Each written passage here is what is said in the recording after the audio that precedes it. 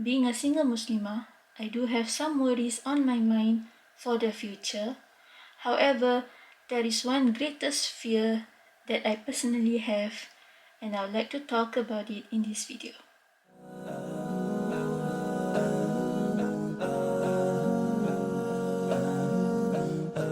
Bismillahirrahmanirrahim. Rabbi shrah li sadri wa yassir li amri wahlul 'uqdatam min lisani yafqahu qawli.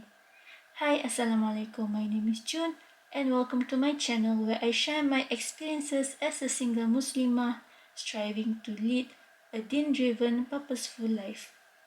I upload content every week on Sundays, but sometimes I will do random uploads of vlogs or reviews here and there. If you're new to my channel, do check out my introduction video where I share about what it means to lead a deen-driven, purposeful life. Now, as a single Muslimah in my 30s, I do admit that I have some worries about the future.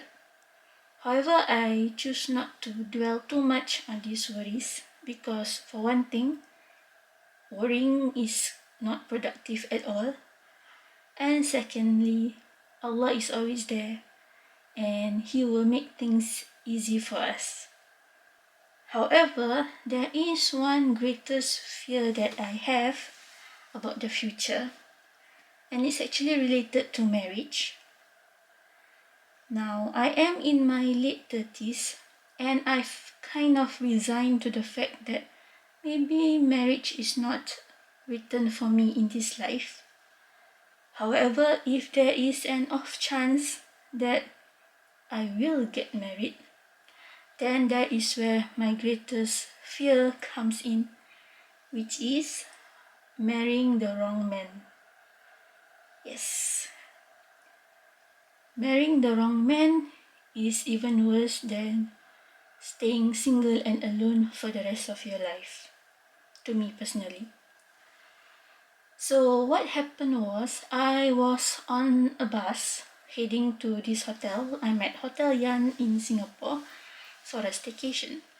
So on this bus, I overheard a couple, and they are Muslim couple, and the wife was talking about something, can't remember what it was, but the husband started scolding her and calling her stupid in public. He scolded her and called her stupid a few times, and he was not being loud, of course, but because I was nearby, I could hear their convo, and I feel upset for the lady because to be called stupid in public, I don't even like it when my parents scold me stupid in public. So much less a husband doing it, you know.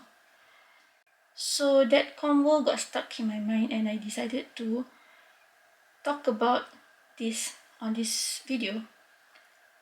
And also looking back, I know of friends and family members who are suffering due to marrying the wrong man.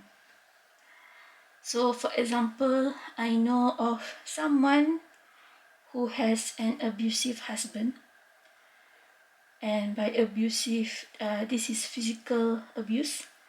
She has been beaten many times, and he had been sent to prison a couple of times, but she's still stuck with him. I do not understand why. I guess it's for the children, but she's working, you see. So, and he's not, as in the husband was an odd job kind of person. So I do not understand her reasoning for still staying with such a abusive husband. I'm not sure. I think the husband is still in jail now. So I'm not really sure what's the status of the wife at the moment. But yes, so there was physical abuse. And I know of another person who suffered through mental abuse. And this mental abuse was not so much of him calling the wife names.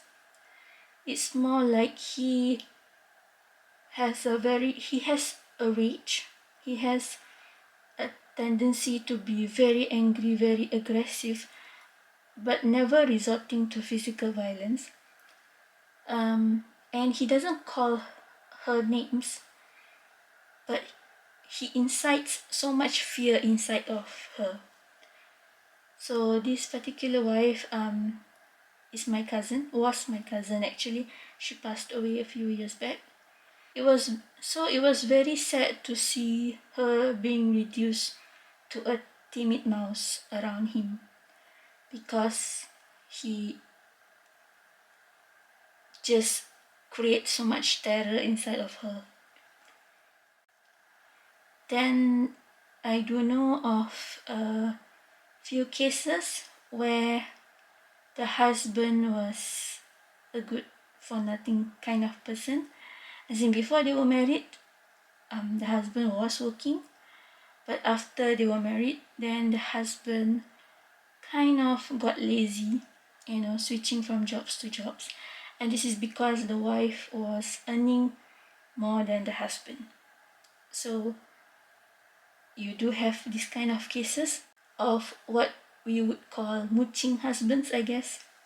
So that is another type of husband that I cannot see, that I fear marrying as well. I know of another case where the husband was cheating on the wife, engaging in extramarital affairs.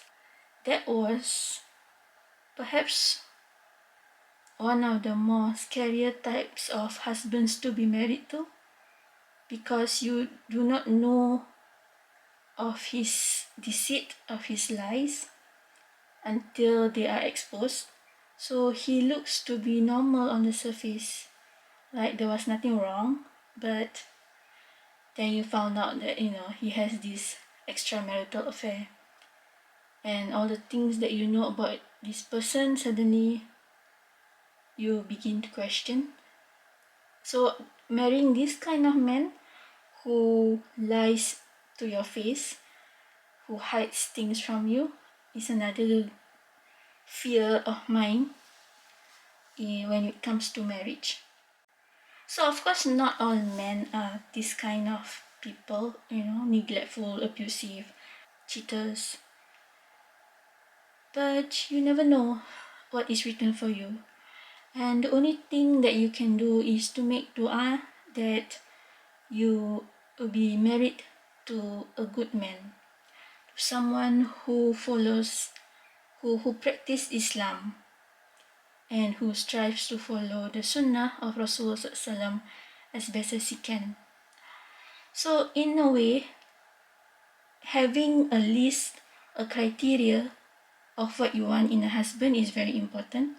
I used to think that, if you love the man, then that is enough. But as I learned about Islam, as I learned about personal development, love on its own cannot sustain a relationship. There has to be respect, there has to be effort, there has to be communication. And all this you need to write down in a list of what you want in a potential husband, and what are some of the deal breakers. If you observe a man in your interaction with him that he is rude to waiters or rude to people around him, then that is a big red flag. No matter how pious he may seem, like he prays every day or he donates regularly, but if he is terrible in his dealings with people, that's a red flag. Or if you cannot stand smokers, then the man who smokes will be a deal breaker for you. But ultimately, on your list of potential husbands, sorry. So on your list of criteria of potential husband, I think it's very important that deen plays a big role. Because the men that I mentioned earlier, the cheatings, the neglectful ones, the abusive ones, they lack knowledge in Islam, they lack knowledge in deen. Although one or two of them do seem to pray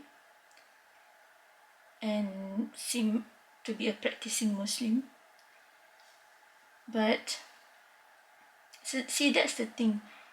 Most of us who are born Muslims, most of us tend to be cultural Muslims. We just pray, we just fast because we were taught that was what we are supposed to do, but we don't understand Islam. So it is very important that deen is a big criteria when it comes to choosing a potential husband, and you have to look past the normal acts of worship, not ibadah, like praying and fasting. I was in a relationship once with a man who was praying, who was fasting, but he turns out to be a narcissist who abused me mentally. So it doesn't mean that if a man is praying, if he's fasting, he is a good candidate for a husband.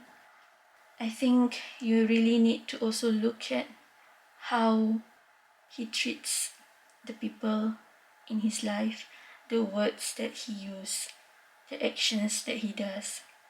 If anything gives off a red flag, then you really need to stop and consider whether this man has what it takes to be a good husband to you.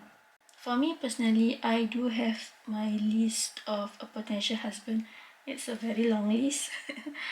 And if someone were to read it, they would think that, this is unrealistic. You cannot find such a man. And to me, I'd rather be single than marry a wrong man. So if there is no such man who can fit into the criteria that I have, then it's fine. I am prepared to live the rest of my life alone than get married to the wrong man. And people reading my list would think that I have a high expectation, or I'm choosy, I'm picky, but I do not think so. I don't look at things like, having a good career, having money, having house, all those things are material stuff. I don't look at material stuff. I want a man who knows the deen, who can tell me what is the meaning of Al-Fatiha, who can give me the tafsir of Al-Fatiha. At the very least, he should know the tafsir of Al-Fatiha. So the man has to be someone who is responsible, meaning he knows that he needs to work and earn a living, because I do not want a husband who mooches off his wife's money. And I'm not saying that he needs to be earning so much, thousands and thousands of dollars. No, as long as he is a hardworking person, he is responsible, he goes to work, he strives to earn a halal income, then it's good enough. And another criteria I have is someone who takes care of his health. I'm not looking for someone who has a six-pack, but I do want a potential husband who strives to lead a healthy life. And by that I mean he strives to eat as healthily as he can, he takes care of his health, he exercises, he doesn't smoke. My dad passed away from lung cancer, and I've since been very particular about health, and I also strive to lead a healthier life. So I want my husband to be able to do the same. So my list may seem excessive to some, and it may look as if that I'm looking for Mr. Right, but actually it is also a list for me to become a Mrs. Right. So what I want in my potential husband is also qualities that I strive to achieve myself. If I'm looking for a husband who takes care of his health, then I also must take care of my health. If I'm looking for a husband who is responsible, who is trustworthy, then I must be responsible and be trustworthy myself. So I do not create this list out of a perfect fantasy or something like that. No. It is also a reflection of myself, of the things that I need to do. I need to become Mrs. Right before I meet Mr. Right. So that is my sharing for today on my greatest fear as a single Muslimah. And for all of you single Muslimahs out there, just be careful and do your due diligence in your search for a potential spouse. Also create a list of what qualities you like in a potential spouse and ensure that you are also living up to those qualities yourself.